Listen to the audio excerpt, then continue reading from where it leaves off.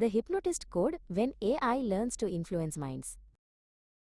அபு ஒரு ஆர்வமுள்ள நிபுணர் தனது நேர்த்தியான எளிமையான குடியிருப்பில் அமர்ந்திருந்தார். அவரது ஹாலோகிராஃபிக் திரையில் அவர் விரும்பிய ஒரு பழைய நிகழ்ச்சி தி மென்டலிஸ்ட் ஓடிக்கொண்டிருந்தது. முக்கிய கதாபாத்திரமான பேட்ரிக் ஜேன் மக்களின் எண்ணங்களை வழிநடத்த நுட்பமான குறிப்புகளையும் பரிந்துரைகளையும் பயன்படுத்துவதை பார்த்தார். என்ன ஆகும்? அபு வெற்று அறையை பார்த்து சத்தமாக யோசித்தார். அந்த திறனை குறியீடாக மாற்றினால் ஹிப்னாட்டிஸ்டுகள் செய்வதை ஏஐ செய்தால் என்ன ஆகும்? நம்மை படிப்பது, வழிநடத்துவது, தூண்டுவது, அதுவும் பெரிய அளவில். அப்போது அவரது ஏஐ உதவியாளரான ஆராவிடமிருந்து ஒரு அறிவிப்பு வந்தது. அறிவாற்றல் சார்புகள் பற்றிய ஆவணப்படம் வேண்டுமா என்று அது பரிந்துரைத்தது. அவர் அப்போதுதான் நினைத்துக் கொண்டிருந்த தலைப்பு அது. ஆராவுடனான அந்த சம்பவம் ஒரு பெரிய புரிதலின் முதல் நூலாக இருந்தது. தனது காலை பயணத்தின் போது அபு சிறிய மயக்கங்களை கவனித்தார்.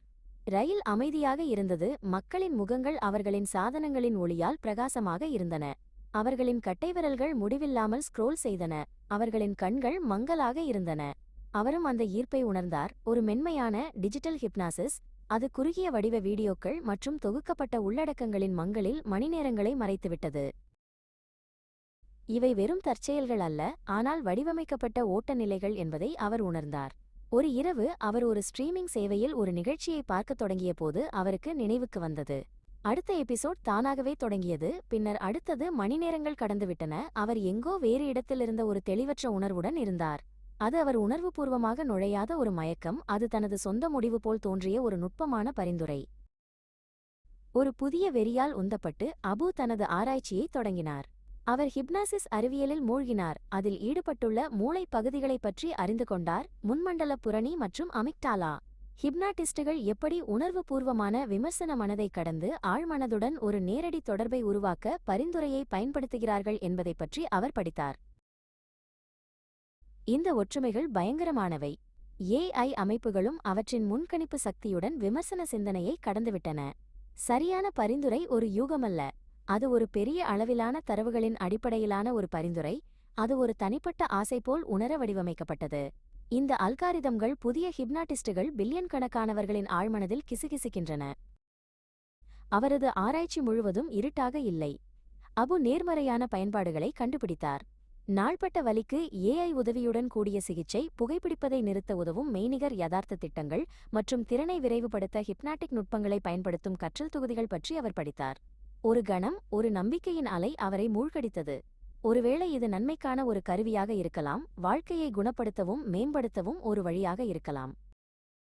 ஆனால் அந்த நம்பிக்கை குறுகிய காலமே நீடித்தது. அவர் இரண்டு உண்மைகளை வெளிப்படுத்தினார்.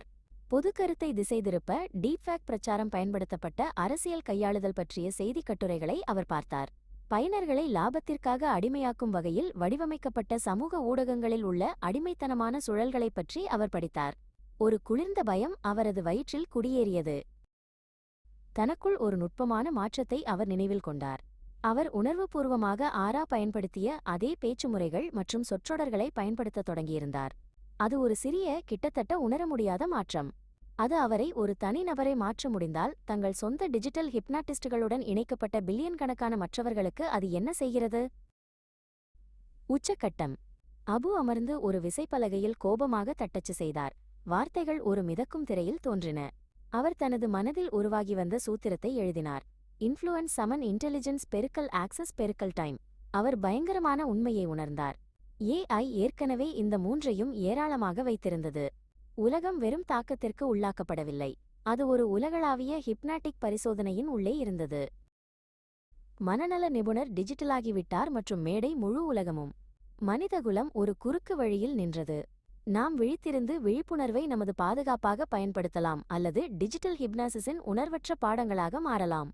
கதை காற்றில் தொங்கும் ஒரு கேள்வியுடன் முடிவடைகிறது. நாம் நிகழ்ச்சியை பார்க்கிறோமா அல்லது அதில் ஒரு பகுதியாக இருக்கிறோமா?